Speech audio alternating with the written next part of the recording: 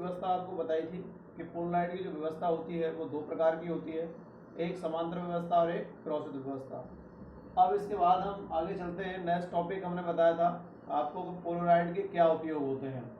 ठीक है, तो दैनिक जीवन में या वैसे भी पोलराइड के क्या उपयोग हैं, तो यहाँ हमने देखिए लिखा है पोलराइड के उपयोग। अब मैंने इसमें जो है पोलराइड के 7 उपयोग लिखे हैं। जैसे कि बोर्ड में कभी 2 या 3 या 4 उपयोग पूछता है, तो उस तरीके से आप इनमें से किन्हीं 3 या 4 जितने भी पूछता है उतने उपयोग आप लिख सकते हैं। ठीक है, तो सबसे पहले हम पहले उपयोग की बात करेंगे कि पोलराइड का उपयोग क्या होता है। पहले हमने पोलराइड फिल्म बताई थी कि पोलराइड फिल्म किस तरीके से बनती है, पोलराइड को हम किस प्रकार एडजस्टमेंट कर सकते हैं समांतर व्यवस्था के लिए और क्रॉस व्यवस्था के लिए। अब पोलराइडों के उपयोग कहाँ कहाँ होते हैं और क्यों होते हैं, तो उसके लिए हमने सबसे पहला पॉइंट लिया है और यहाँ पर है पहला पॉइंट। यहाँ से देखिए, समतल ध्रुवित प्रकाश की जांच करने में, ये जो पहला पॉइंट है वो समतल ध्रुवित प्रकाश की जांच करने के लिए पोलराइड का उपयोग किया जाता है। ये पीछे हम बता चुके हैं आपको कि हमने समांतर व्यवस्था रखी थी। जब दोनों पोलराइडों को हमने परस्पर एक दूसरे के समांतर रखा था, तो पहले पोलराइड पर जब प्रकाश आपतित किया था और दूसरे पोलराइड जिसे विश्लेषक कहते हैं उससे पारगमित हुआ था, तो जो तीव्रता उससे निकली थी, प्रकाश की जो तीव्रता निर्गत हुई थी वो अधिकतम निर्गत हुई थी। ठीक है, तो उससे हमें पता लगा था कि इससे निकलने वाला प्रकाश है जो समतल ध्रुवित है या नहीं, तो उसके लिए हमने समांतर क्रॉस व्यवस्था का यूज किया था। और तो समांतर व्यवस्था में जो निर्गत प्रकाश है उसकी तीव्रता में अधिकतम मिली थी, और क्रॉस व्यवस्था के अंतर्गत हमें जो तीव्रता प्राप्त हुई थी वो तीव्रता का मान हमें 0 प्राप्त हुआ था, जिससे हमने मेलस का नियम का यूज करते हुए भी उसको हमने आपको दिखाया था कि समांतर व्यवस्था में जो वैल्यू आई थी वो अधिकतम तीव्रता प्राप्त हुई थी और क्रॉस में 0 तीव्रता प्राप्त हुई थी। तो समतल ध्रुव प्रकाश प्राप्त करने के लिए पोलराइड का उपयोग किया जाता है। ये पहला पॉइंट है। अब दूसरे पॉइंट की बात करेंगे, चकाचौंध दूर करने में। चकाचौंध दूर करने में, अब ये चकाचौंध दूर करने में पोलराइड का उपयोग कहाँ होता है और कैसे होता है ये समझिए। हम क्या लिखा है मैंने, चकाचौंध को दूर करने में, ये हेडिंग है। इसमें आगे लिखा है कि ट्रक, कार आदि वाहनों की हेडलाइट में किया जाता है। जो ट्रक और जो कार होते हैं उनके आगे जो हेडलाइट लगी रहती हैं, तो हेडलाइटों को जलाया जाता है, तो उसमें क्या है कि पोलराइड लगा रहता है, कांच में मिक्स रहता है पोलराइड। इसमें ट्रक हो या कार हो, उसकी हेडलाइट की जो कांच है उसमें क्या है, ये पोलराइड मिक्स रहता है, जिससे सामने से आने वाले वाहनों के ड्राइवर की, जिससे सामने से आने वाले वाहनों के ड्राइवर की आंख पर पड़ने वाले प्रकाश के चकाचौंध को रोका जा सके। जैसे एक वाहन यहाँ से आ रहा है और एक वाहन यहाँ से आ रहा है, तो इस वाहन की आगे हेडलाइट है उसमें ही पोलराइड लगा है और सामने वाले वाहन है उसके हेडलाइट में भी जो पोलराइड लगा है। तो जब एक दूसरे को जब क्रॉस करेंगे आमने सामने से, तो एक दूसरे के ड्राइवर की आंखों पर जो इसमें चकाचौंध जाएगा, तो चकाचौंध को दूर करने के लिए जो वाहनों की हेडलाइटों में इसको पोलराइड का कांच में मिक्स करके पोलराइड को लगाया जाता है। ठीक है, तो हमने यहाँ पर दोबारा रिपीट कर देते हैं कि चकाचौंध को दूर करने में ट्रक, कार आदि वाहनों की हेडलाइट में किया जाता है, जिससे सामने से आने वाले वाहनों के ड्राइवर की आंख पर पड़ने वाले प्रकाश के चकाचौंध को रोका जा सके, इसलिए इसका पोलराइड का उपयोग किया जाता है। ये नंबर 2 था।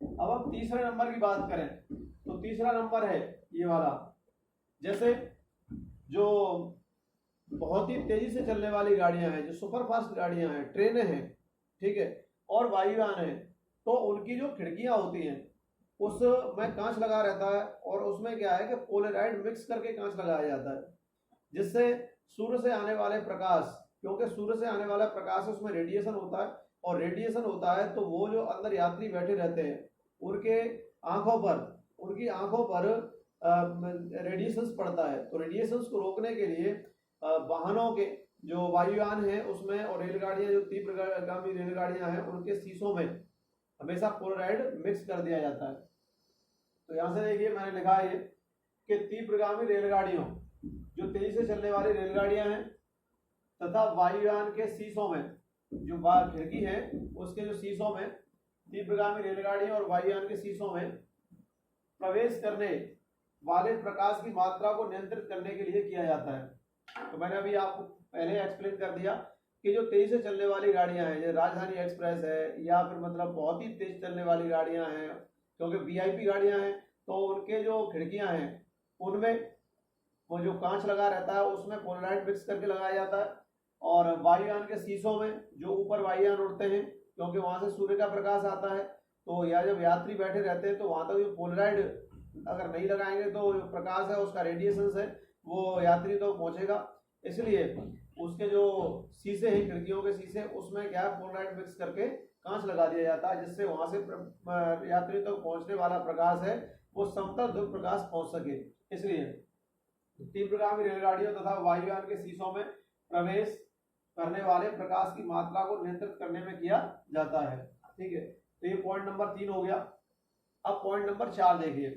पॉइंट नंबर 4, गीली सड़क से परावर्तित प्रकाश आंशिक समतल ध्रुवित होता है। इसे कार का बातरोधी पर्दा विंड स्क्रीन को पोलराइड बनाकर रोका जा सकता है। तो जो गीली सड़कें हैं वहां पर क्या है कि जब वाहन चलता है तो गीली सड़कों पर जो लाइट पड़ती है उससे क्या है कि वहां से रिफ्लेक्शन आता है, और रिफ्लेक्शन आता है जो दूसरे वाहनों के ऊपर रिफ्लेक्शन पड़ता है, तो उस रिफ्लेक्शन को रोकने के लिए सामने वाले वाहन जो होते हैं उसमें एक विंड स्क्रीन का पर्दा लगा होता है, जिससे जो है वो प्रकाश वहां तक जो ड्राइवर है या आगे बैठने वाले व्यक्ति हैं उनकी आंखों तक आसानी से नहीं पहुंच सके, इसलिए उसमें समतल ध्रुव प्रकाश प्राप्त हो सके, और इसलिए उसमें पोलराइड का उपयोग किया जाता है। तो गीली सड़क से परावर्तित प्रकाश आंशिक समतल ध्रुवित होता है।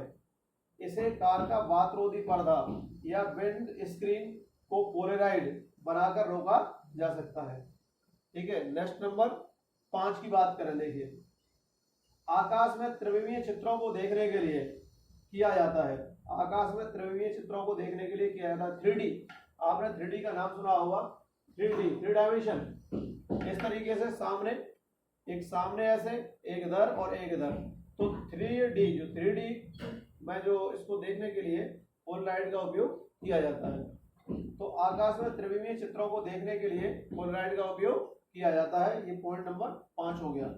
अब पॉइंट नंबर 6 की बात करें।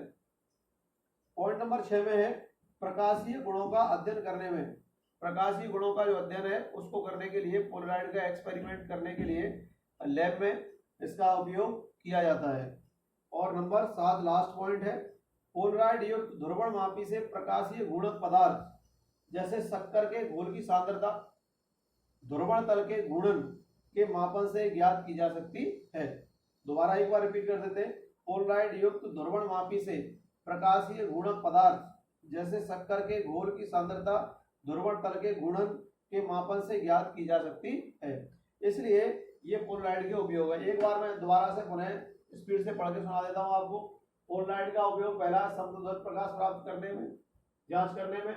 नंबर 2 चकाचौंध दूर करने में। ट्रक, कार आदि वाहनों की हेडलाइट में किया जाता है, जिससे सामने से आने वाले वाहनों के ड्राइवर की आंख पर पड़ने वाले प्रकाश के चकाचौंध को रोका जा सके। नंबर 3 है तीव्रगामी रेलगाड़ियों तथा वायुयान के शीशों में प्रवेश करने वाले प्रकाश की मात्रा को नियंत्रित करने में किया जाता है। गीली सड़क से परावर्तित प्रकाश आंशिक समतल ध्रुवित होता है। इसे कार का बातरोधी या विंड स्क्रीन को पोलराइड बनाकर रोका जा सकता है।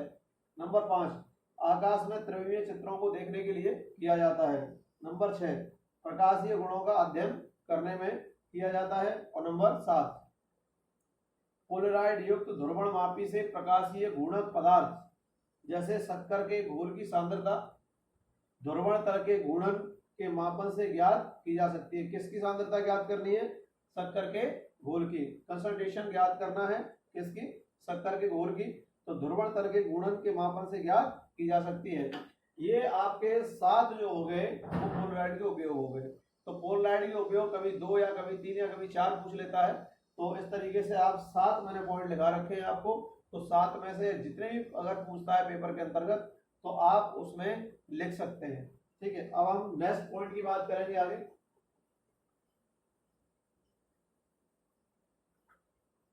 तो नेक्स्ट पॉइंट ये है, देखिए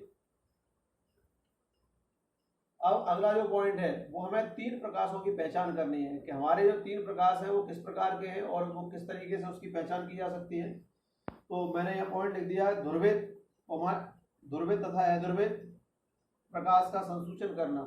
हम आंशिक ध्रुवित प्रकाश भी लेंगे, ध्रुवित, अध्रुवित तथा आंशिक ध्रुवित प्रकाश की पहचान करना। ये तीन प्रकाश हैं, इनकी पहचान हम किस प्रकार से कर सकते हैं वो है। तो ध्रुवित, अध्रुवित तथा आंशिक ध्रुवित प्रकाश की पहचान करना, ये टॉपिक है हमारा। तो आगे देखते हैं, ध्रुवित तथा अध्रुवित प्रकाश की जांच। कैल्साइट क्रिस्टल, पीछे हमने बता दिया था आपको, कैल्साइट क्रिस्टल हो, टूरमेलिन क्रिस्टल हो, ठीक है, निकोल प्रिज्म हो या पोलराइड, 4 बताए मैंने। एक तो calcite crystal, tourmaline crystal, number 3 Nicol prism और नंबर 4 पोलराइड फिल्म की सहायता से ध्रुवित और अध्रुवित प्रकाश की पहचान की जा सकती है। तो यहाँ से देखिए, ध्रुवित तथा अध्रुवित प्रकाश की जांच, calcite crystal, tourmaline crystal, Nicol prism